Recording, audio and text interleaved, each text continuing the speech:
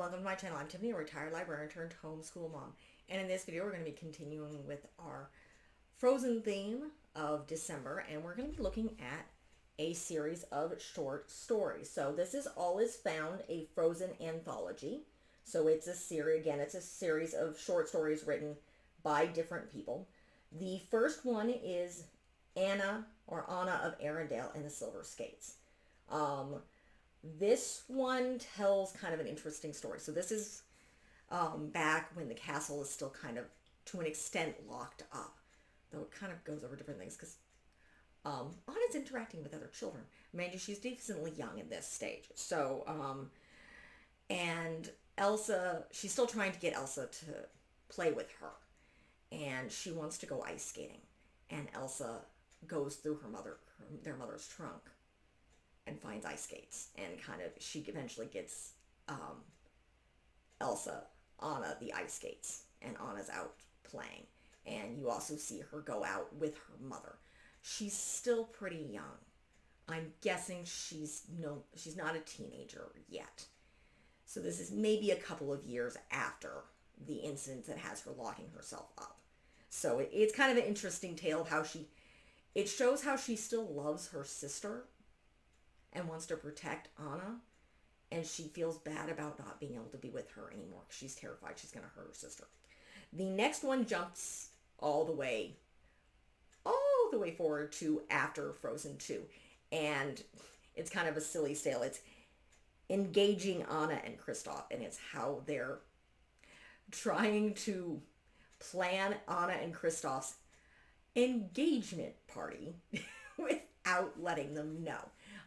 Just surprised. So it's just kind of, it's a fun tale of Elsa and Olaf and the townspeople trying desperately to keep Anna and Kristoff distracted long enough for them to get everything set up. And that does in fact include, obviously, the trolls being involved because they're Kristoff's family. The next one is Cold Spirits Deep Down. I'm pretty sure Elsa's still queen on this one. This is Cold Secrets Deep Down. This is how Elsa interacts with a kraken. They're out in the ocean for some reason. Olaf gets seasick, which is interesting. It is pointed out he's made of water. How the heck can he be seasick? But nonetheless. And basically Elsa tames a beast and convinces the sailors not to kill it. So it's kind of another interesting tale. Then you have A Midsummer Song and Dance, which is about Mathis learning to dance. He's afraid. And he needs to learn to dance for this midsummer festival. Then you have Anna and the King. And this is about Anna's relationship with her dad when she's young, and how she wants to be around him and she looks up to him. So it's kind of interesting.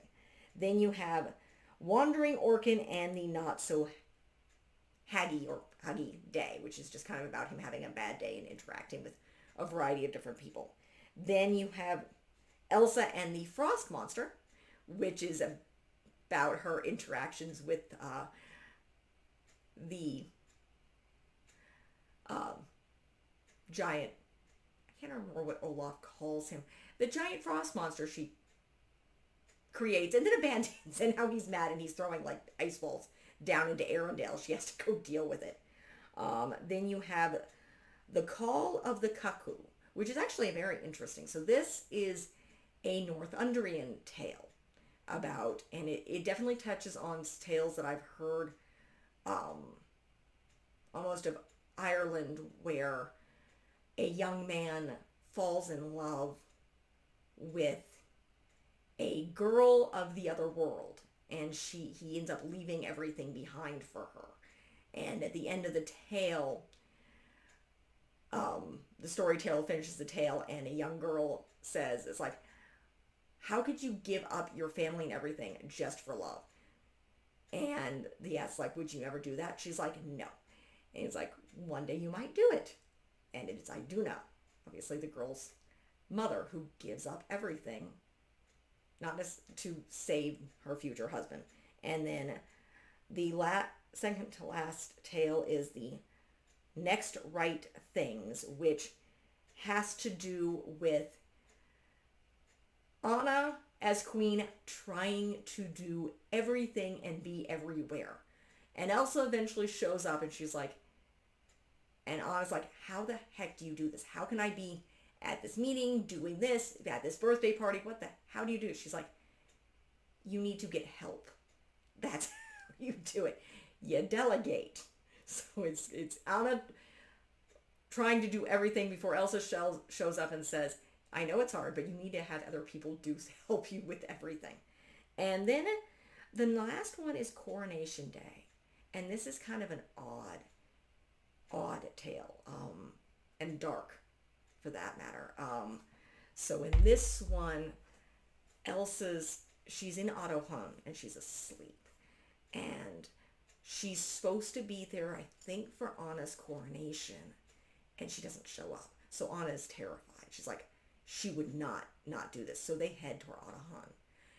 Elsa's sleeping. And she's waking up in this dream where her parents are alive.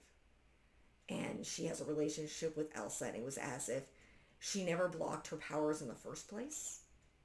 And her father's choosing to step down when she's 21 so she can take over. And she has, everything is perfect. Like, her parents are alive. She has a great relationship with her sister. She has control of her powers. And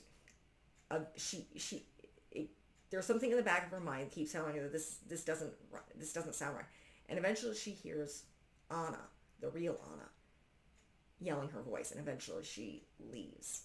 And she wakes up and essentially she was being taken by a memory of her own creation. Because that's even, and it's also talking about, again, water has memory.